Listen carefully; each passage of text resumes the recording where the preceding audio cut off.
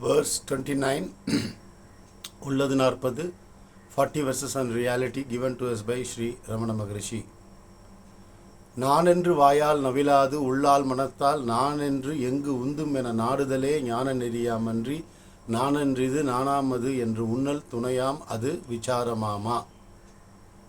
Of course, the same subject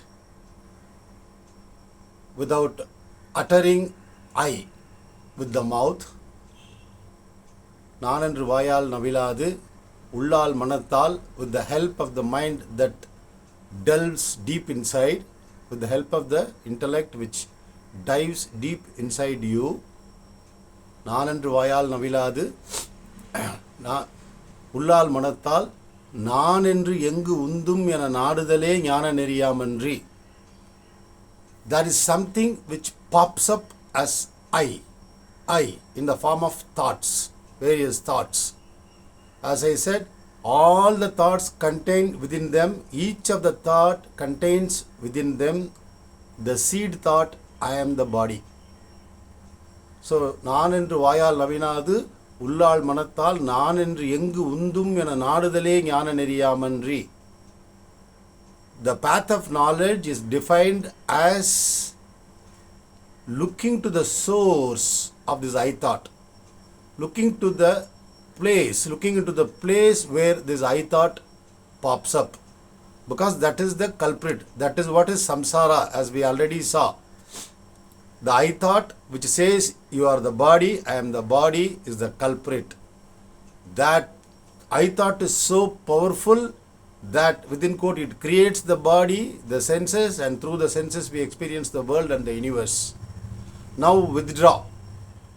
Universe is reduced to the sensory perception, 5 senses. And again the 5 senses cannot operate without the basis, support, which is the mind. Right. Now, what is that mind? Which is the birthplace? What is its nature? Does it have independent existence?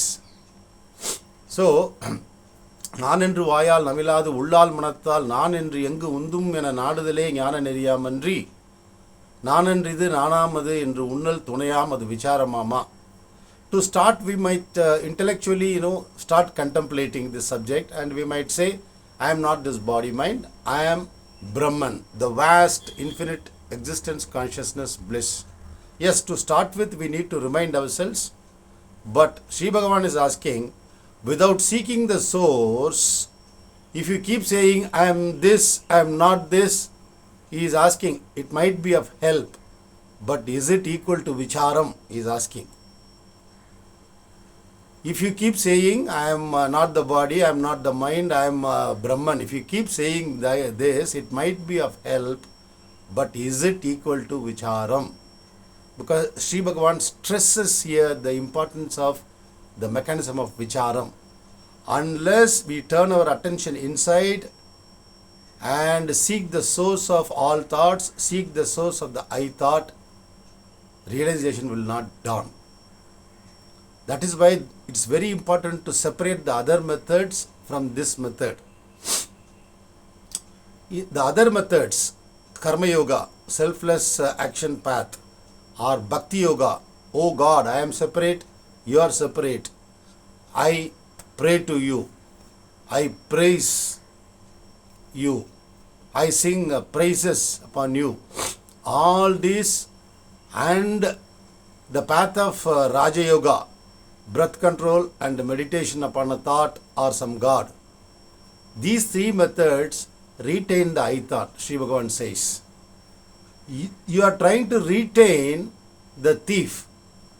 You are giving a comfortable seat for the sofa, for the thief inside your house. You are making him sit in the sofa comfortably, and you are looking for the thief elsewhere. It's like that. This thief is sitting right next to you. You have only given a comfortable place. But instead of looking at him, arresting him, you are looking for the thief somewhere else. So the I thought should not be retained. In the path of knowledge, in the path of self-enquiry, if you do vicharam, that thief will be arrested. What is the equivalent of it? the I thought upon searching will subside. Will subside where? Into its own source. What is the result? Self-realization. Does it happen overnight? No. Sri Bhagavan clearly says effort is necessary up to the state of realization and progress will be slow. The way I understand from my 3 years of vicharam, seeking the source, yes, the mind does subside, but it has not subsided fully. It is taking its own sweet time because there is a fight. As Bhagavan says, dhyana means fight, he says. Fight between what? Fight between our Brahman nature and the vasanas, the memories contained within us. Those memories keep sending thoughts out on various subjects about man, woman, car, gadgets, property and whatnot. This goes on repeating endlessly. So the only way, understand it in terms of mechanism, there is something which pops up without your permission, that is ego, that is bodily sense of I, ahankara. So we need to continuously do vicharam. We cannot get tired. We should be so determined because Shastra clearly says for the weak-minded people, this Atma is not available. Atma is available for only those people, to only those people who have the courage, conviction and determination to find out and rest in their own original nature. Again a caution, we should not think that we are using the mind, we are employing the intellect and we are doing vicharam. But the way we learn a language, we learn a software program, we cannot understand or we cannot acquire this Atma Jnanam, this Brahman Jnanam. It is something that happens as a result of the subsidence of the mind. Subsidence through vicharam. Who am I? Am I really this body? Because Sri Bhagavan says, I am this body, mind and all else. The whole challenge is, if we are simply to some degree intellectual, if we think we are really intelligent, then we will take this seriously. You are saying, I am this body, fine Bhagavan. Then you are saying, I am all else. This body, mind and all else. What is that all else? So, Shastra, scriptures say, they give a method to realize our true nature. Shravanam, Mananam and Nididhyasanam. First, hearing the truth. Hey, you are not this body. Even after the body, you will continue to be there. But if you don't realize, you will be caught in the cycle of birth and rebirth. Do you want it? Or if you think you are done with it, you have done enough of being born and living, if you are saturated, then you can switch to vicharam, Atma Vicharam. Shravanam is hearing the truth. Mananam is thinking about it, reflecting about it. Why is it they say that I am not an individual, that I am Brahman, but if I don't realize myself, I am subject to the phenomenon of birth and rebirth cycle. So I must have existed in the previous birth. If we analyze all our memories, we will come to know that not all memories and tendencies are acquired in this lifetime. There is a continuation. We have not cognized it. Simply because we do not cognize it, it doesn't mean it is not at work. It is already at work.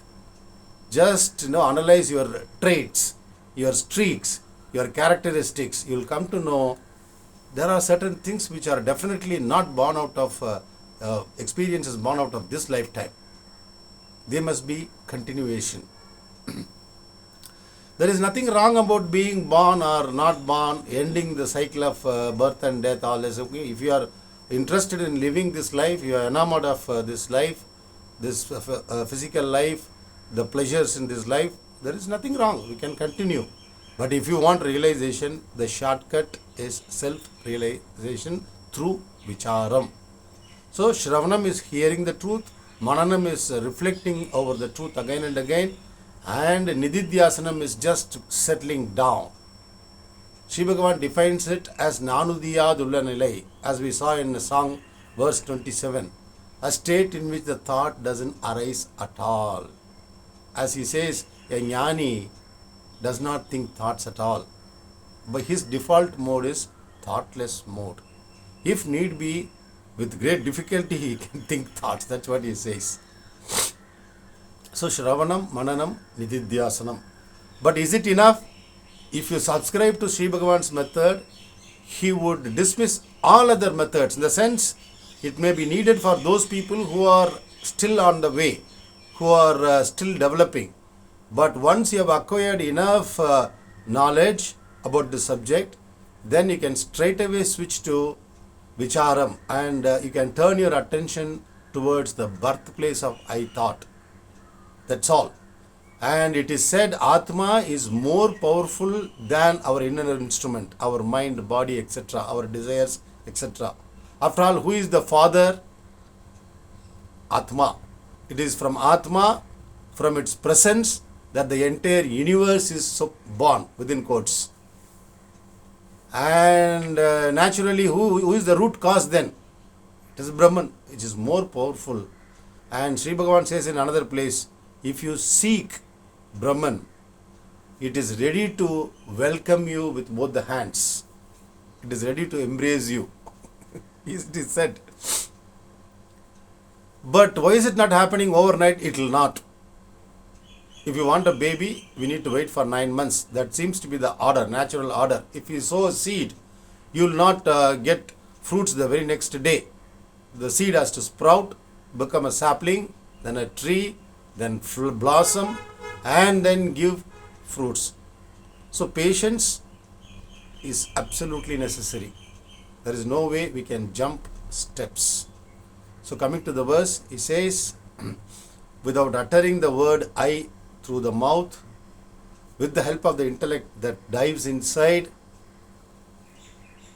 searching for the place where the I thought pops up, where it pushes itself forth. Finding that place is the path of knowledge. I am this, I am not this, I am the body, I am not the body, I am Brahman, etc. are of help. But are they? Is it equal to vicharam?